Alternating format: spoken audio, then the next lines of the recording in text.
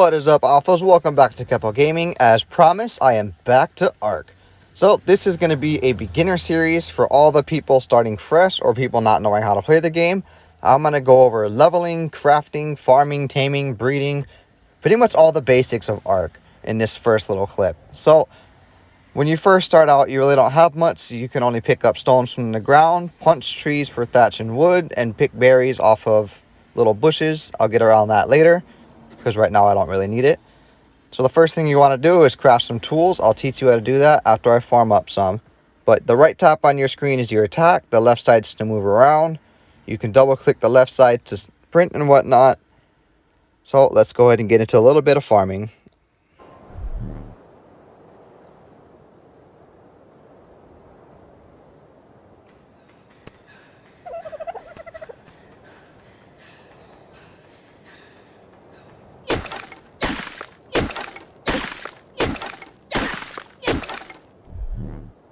So that's some of the basics you can get. Now we're going to get into crafting. If you go into your crafting tab, as you can see in the bottom right there are some things required. All you have to do is either double tap the item or hit craft, and you'll be able to craft whatever item you're looking for. So now we're going to go ahead and get into the Engrams tab. So as you level up and put points into your levels, you're going to get this little skill point tab here. So as you can see, each thing, like the campfire costs 3, the club costs 4 and whatnot. Each thing costs a certain amount of engram points. So I'll spend those very, very wisely. And engrams unlock new things. So as you can see here, I unlocked a hatchet, and since I had the materials, I just went ahead and crafted it. To put it in your hotbar, you can either drag it over to it, or you can double tap and it unlocks it and locks it out. So on the right is your inventory, on the left is your action bar. And to equip it, all you have to do is tap the thing. So as you can see, different things get different things. So the axe got me wood, and the pickaxe will net me thatch. So I'll do a little bit of testing. Same thing with rocks and stone. The axe will net me stone, while the pickaxe will net me flint. So now I'm going to get into XP notes. You won't unlock these till level 10. I'll get into them a lot more later. But basically, these grant you or your pet, whatever you have tamed, double XP for a certain amount of time. So they're all over the place. I think there's 130 of them total. So that's 130 chances at double XP. We're going to need those for surges. See, there's another one right here. They're everywhere. So you don't have to really worry about running out before you hit level 100. So berries, bushes, you'll see these all over. Make sure you have your fist equipped. This means your hands. All you have to do is punch them and you'll get berries. So if you see there, you have your food and water stat. Never put any points into those. It's honestly very useless. You can adjust your hotbar by using the controls option. You know, there's a lot of options here. So put the game to your style. Some people have it as a slider bar. I like my little hotbar on the bottom right. So for food, all you do is you put the berries in your hotbar, or food, meat, whatever you have, and you just eat it. As you can see there, my food went up. As for water, if you see on the bottom right, it's about a quarter gone. All you do is you step in any bottle of water. It can even be the ocean. Our characters are not very smart in this game. But there you go. Water is quenched. Simple as that.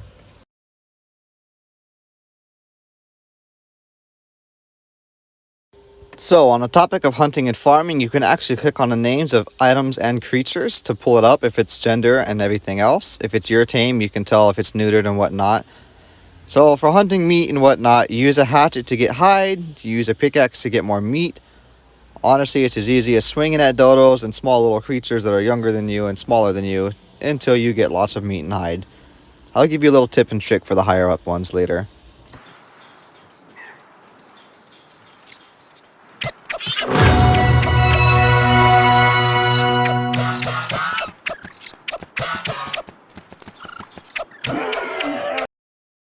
So let's go ahead and get into your stats here when you level up. Health is obvious. Once it hits 0, you run out. So leveling health makes you last longer. Stamina is how long you can run and hit things for. As you do things, your stamina runs out. You have weight, which is how much you can carry. Certain things weigh a certain amount. Oxygen is how much you can breathe while you're underwater. Food and water, that's kind of obvious. Movement speed, that's also obvious. And fortitude. What fortitude is it's harder for you to get knocked out from poison or from clubs or anything like that. And it also makes you walk up faster if you do get knocked out. Now crafting speed, It's another one of those useless things. Pretty much everything to the right hand side. Food, water, and crafting speed. That's like some of the most useless points to put into. So I'm going to go ahead and put in some more engram points. And I'm going to start doing my pursuits. Now there are a couple pursuits that you need to do before we start power leveling. So I did my first few pursuits that took me about 5 minutes. I made a house and gave myself a full thatch outfit. So it was first little female and less naked. That led me up to level 14, super easy. So let's go ahead and get into taming. The first method is passive. It's going to ask for a certain food. All you do is put it in your inventory and feed it to it. So this Lystra wants mesoberries. We'll go ahead and throw that into it. You'll see the little mesoberry float above its head. That means it's fed and waiting to get hungry. If you try and feed it again before it's ready to eat, you'll end up eating the meat or whatever you're trying to give it instead. So you just wait till the little meat haunches pop up, feed it again, rinse, wash, repeat till it's tamed. Certain creatures will actually be aggressive, and you have to feed them without getting caught. Rough, I know, but you'll learn eventually. So, next method, my favorite, knockout taming. Let's go ahead and run over to a dodo, and let's bring out a club, my favorite. So for knockout taming, you use a club, narcotic arrows, whatever you need to do to knock it out, and you give it its favorite food. So for a dodo, it also likes mesoberries. So you put it in its inventory while it's knocked out, and it will begin to wake up. As you can see, the unconscious meter is going down. As a beginner level, all you need to do is feed it an arcoberry to put its narcotics back up. That white bar is its taming interval. So every time that white bar fills up, it eats. At 100%, you got yourself a brand new tame. Vicious, I know, but it has to be done. So if you remember earlier, I told you that some creatures run away from you, such as this Parasaur, the dodos, and other smaller creatures. Now, you can make Ebola, and what bolas do is it immobilizes them for, I believe, 8 seconds. And that should give you enough time as a low level to knock something out with a club or use trank arrows or anything like that. Or, if you're in harder difficulties, such as hard or brutal servers, this will give you the opportunity to kill them for experience. Because on brutal servers and hard servers, you only get experience through kills.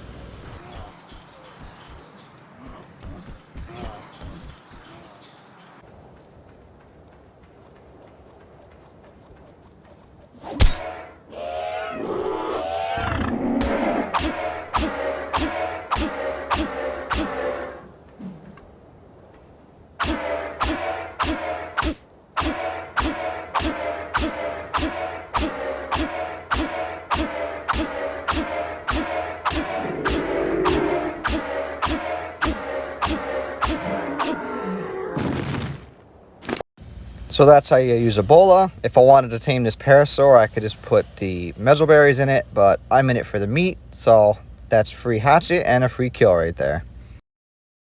So if you notice to the left to its name, there's a little egg symbol. That's actually an app called Dododex, which lets you learn everything you need to tame a creature. Such as this Parasaur is level 27, it would take 30 mesoberries and 9 minutes to tame it. Alright, so we've learned the basics, we've learned how to craft our basic tools, we've learned how to hunt things down, we've learned how to tame a few things, learned that the Dododex is very important for learning how to tame things. Now for base building. So for base building, you're always going to start out with a foundation or fence foundation, and usually you'll snap things to it. So we'll go with a door frame and door, and walls and a roof for this little pursuit here. And as you can see, everything snaps into place quite easily. On hills and slopes, it does get a little finicky, but all in all, it's pretty simple for a low-level base. So there we go. There's my small house. I got to go and get 2 more roofs for this. But before I do that, if you see on the left here, after I finished it, there are all these different pursuits I can do. Basically, what you're going to do from level 1 to level 40 is spam pursuits. Do as many as you can. Actually, not even level 40. We'll see where I'm at on the next video. I'm just going to say maybe like level 20. Level 20 will probably be about when we start grinding experience. So, hope you guys enjoyed it. Don't forget to like and subscribe.